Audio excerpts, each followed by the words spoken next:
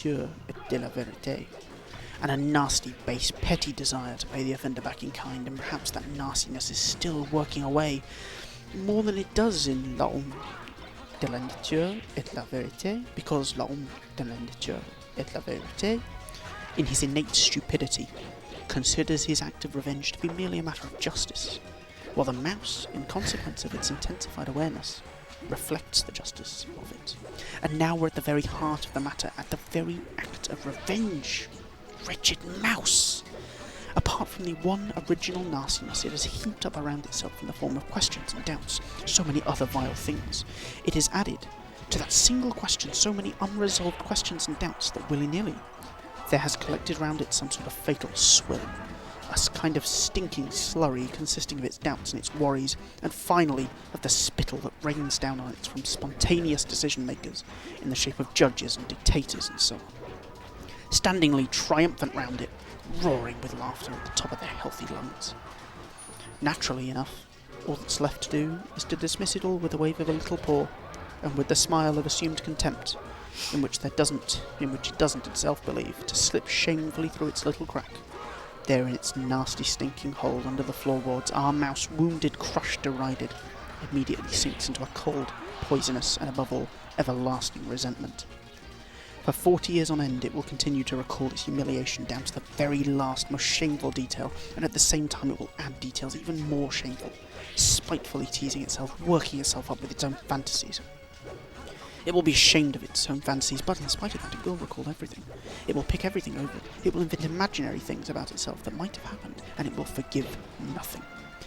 Probably it will start to take revenge, but somehow, in snatches, in trifles from behind the stove incognito, without believing either in its right to take revenge or the successive acts of vengeance, and knowing in advance that in all its attempts to take revenge, it will suffer 100 times more than whoever wants to take revenge on, who may hardly have noticed it, and on its deathbed it will recall everything, with all the interest accumulated in the course of its years, and precisely in this cold, loathsome, half-despair, half-belief, in the conscious decision to bury oneself alive under the floorboards for 40 years out of sheer grief, in the laboriously constructed but somewhat convincing hopelessness of one's situation, in all that poison of unsatisfied desires having penetrated deep inside, in all the fever of vacillation, of taking permanent decisions and immediately regretting them, there lies the very essence of that strange delight to which I'm talking about.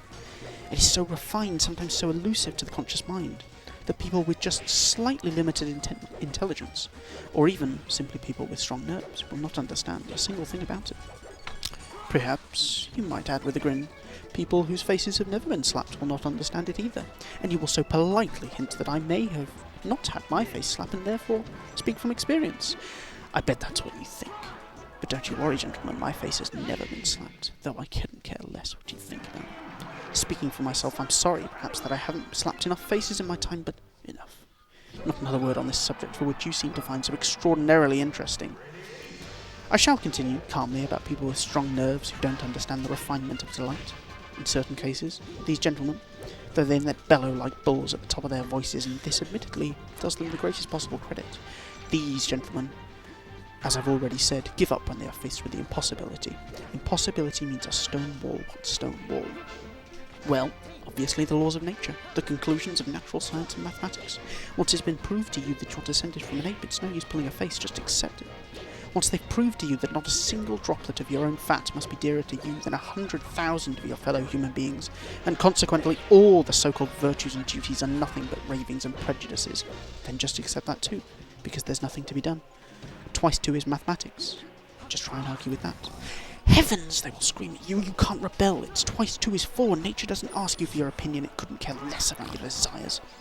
Accept whether you like its laws or whether you don't, it is your duty to accept nature, and therefore everything that goes with it. It means that a wall is a wall, and so on and so forth. Good Lord, what do I care for the laws of nature or arithmetic? If, for whatever reason, I don't like those laws, or the rule that 2 × 2 is 4.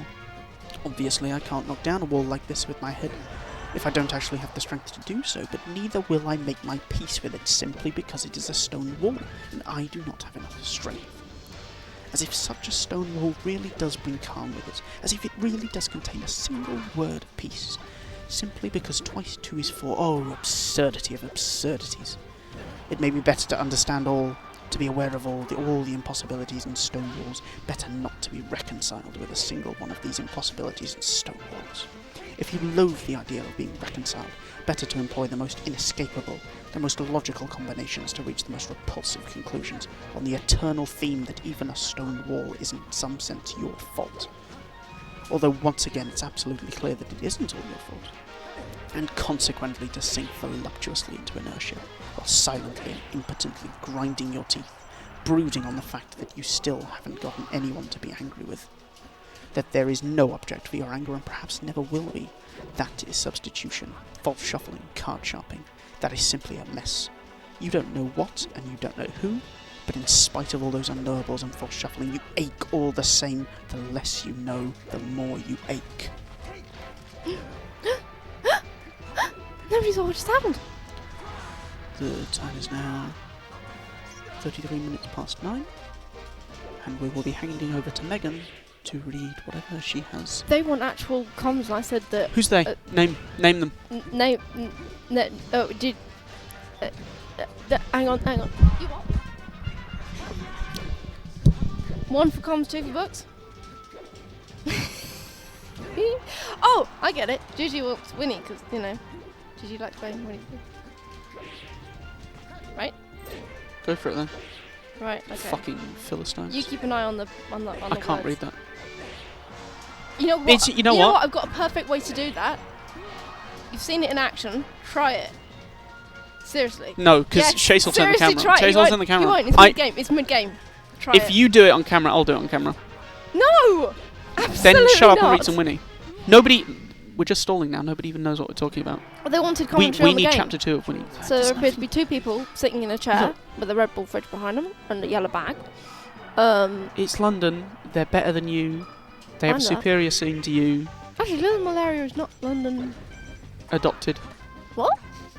Adopted London. I had it in my head American, but I could be completely wrong. It's Canadian. Canadian? The same That's thing. even worse. I'm sorry. But adopted London. Come on, read some Winnie. Reason why the poo. I didn't even get any ones in the chat. At least you can see it. Surely you can see a 1. It doesn't like. Without I don't know glasses. who these people are, and I don't care about them. Just what I do care about though right now is Winnie the Pooh. Right. Okay. Chapter 2. Okay. I want to know, did he get the honey? I want to know, did the balloon scheme work? All right. I want to know, does he go back to? Sorry, I've got. Does he actually go back to his roots? And he's like, actually, no. Technology How has sweet gone to too be far. a cloud floating in the blue. Every little cloud always sings aloud. How sweet to be a cloud floating in the blue. It makes him very proud to be a little cloud. The bees were still buzzing as suspiciously as ever. Some of them, indeed, left their nests and flew all around the cloud as it began the second verse of its song, and one bee sat down on the nose of the cloud for a moment and then got up again. Christopher, ow, Robin, called the cloud. Yes? I have just been thinking, and I have come to a very important decision. These are the wrong sort of bees. Are they? Quite the wrong sort. So I should think they would make the wrong sort of honey, shouldn't you? Would they? Yes. So I think I shall come down. How? Asked you.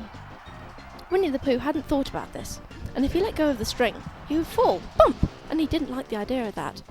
So he thought for a long time, and then he said, Christopher Robin, you must shoot the balloon with your gun. Have you got your gun? Of course I have, you said. But if I do that, it will spoil the balloon, you said. But if you don't, said Pooh, I shall have to let go, and that would spoil me. When he puts it like this, you saw... Wait, what? When he puts it like this, you saw how it was, and you aimed very carefully at the balloon and fired. Ow, said Pooh. Did I miss? You asked.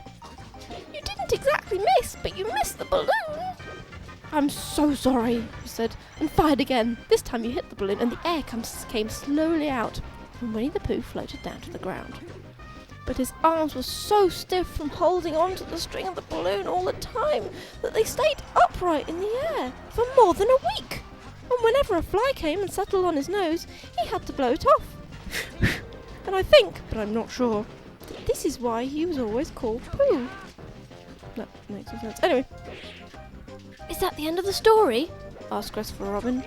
That's the end of that one. There are others. About Pooh and me. and Piglet and Rabbit and all of you. Don't you remember? I do remember. And then, when I try to remember, I forget. That day when Pooh and Piglet tried to catch the heffalump. They didn't catch it, did they? No. Pooh couldn't because he hadn't got any brain. Did I catch it? Well, that comes into the story. Christopher Robin nodded. I do remember, he said. Only Pooh doesn't very well. So that's why he likes having it told to him again. Because then it's a real story, not just remembering. That's just how I feel, I said. Christopher Robin gave a big sigh, picked his bear up by the leg, and walked off to the door, trailing Pooh behind him. At the door, he turned and said, "Coming to see me have my bath?" I didn't hurt him when I shot him, did I? Not a bit, he nodded and went out.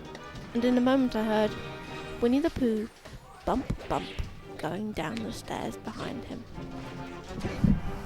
One sec. An interruption to find out what I'm thinking. Kingu has asked us if we are doing Kingu. comms. Well, in a manner of speaking. Yes. What am I reading? Would you like to Kingu? read? Would Do you like to read? Winnie the Pooh? Careful! Uh, Okay, we're just having the set fall apart on us. Don't worry, that's standard.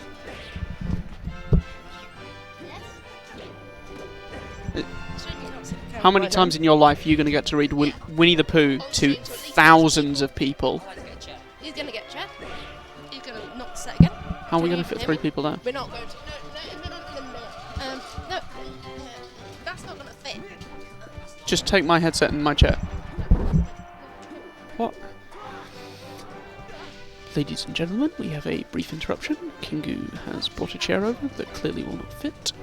Megan is Jesus. Megan is talking to me. I can't hear her? Okay. Megan is asking for my... Oh, the mic is stretching! I am now passing over to Mr. King. Thank you. How far in are you?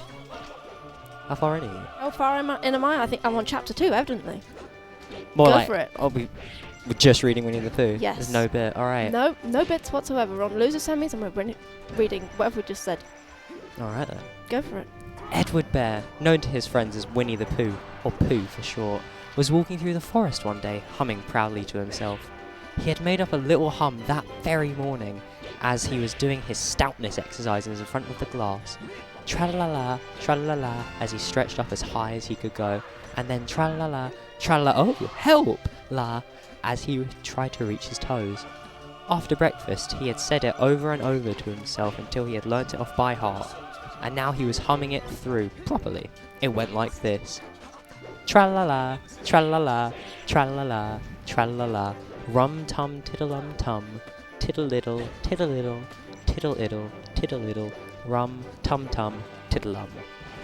Well, he was humming this hum to himself and walking along gaily, wondering what everybody else was doing and what it felt like being somebody else, when he suddenly came to a sandy bank, and in the bank was a large hole. Do you want to be Pooh? Aha! Said Pooh. Rum-tum, tiddle-um. I know if anything about it. If I know anything about anything, that hole means rabbit. He said. And rabbit means company. He said. And company means food. And listening to me humming and such like. Rum tiddle tum tum. So he bent down, put his head into the hole, and called out, Is anybody there? There was a sudden scuffling noise from inside the hole, and then silence. What I said was, is anybody at home? Called out Pooh, very loudly. Is that set over? Who won? Jack, we need you as Is that set over? as rabbit. Okay, talking to mine. Hang on. Cardinal sin of streaming. We're gonna have it on this side. How is it? Hang on. Sorry, you should get in that chair. We literally organised this and it went wrong. Right. Okay. Say that word.